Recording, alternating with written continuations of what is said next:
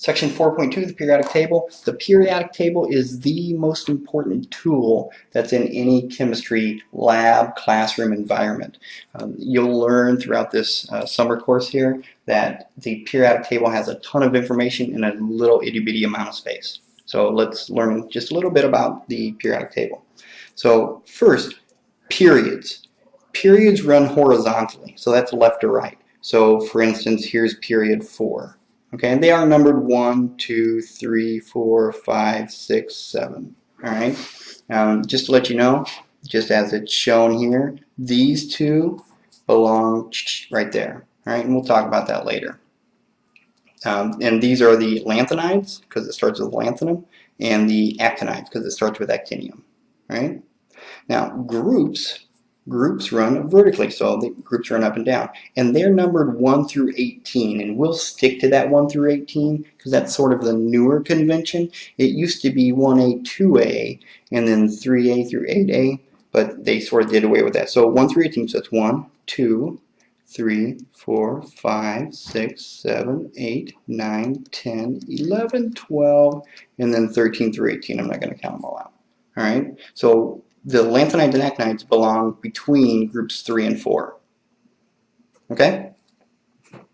Now, incredibly important, a group of elements have similar properties. Now, we will learn later on why, and it's all because of the number of valence electrons.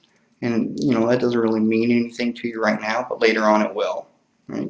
And then certain groups have names, and you have to know these names. So group 1 are the alkali metals, so there's group 1. Group 2 are the alkaline earth metals. Group 17 are the halogens, and group 18 are the noble gases. Then, you know, we have some transition metals here. We have some other names throughout here, but no real common names. Sometimes we call them the carbon family, the oxygen family, the nitrogen family, but for the most part, the rest of them, no real names. Okay? There's also regions of the periodic table, and again, it's really important that you have this down pat because I'll refer to, hey, metals always do this, hey, non-metals always do this, and so you need to know what I'm talking about when I say metals and non-metals. So you can see here, everything in blue is a metal. Basically, every periodic table that you'll ever see for the most part will have these little zigzag steps. You see this black line here? So this right here. So that black line separates the metals from the non-metals. Anything to the left of that line is a metal, except for hydrogen. Anything to the right of that line is a non-metal.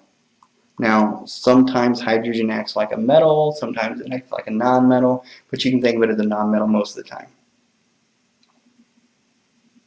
Now, in between here, just the green ones, those are what are called the metalloids. And the metalloids, they do have, sometimes they act like a metal, sometimes they act like a non-metal. Now, hydrogen is not a metalloid, it's just wacky in that sometimes it bonds with metals, sometimes it bonds with non-metals.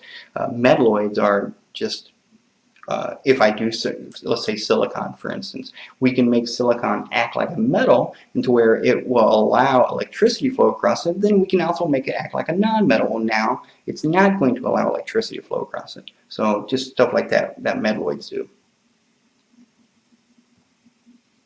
Here are just some common properties, and I bet you a lot of these you know. Right? I'm not too worried about metalloids. We don't do a whole lot with metalloid chemistry. It's usually strictly just metals and non-metals. There you go, section 4.2.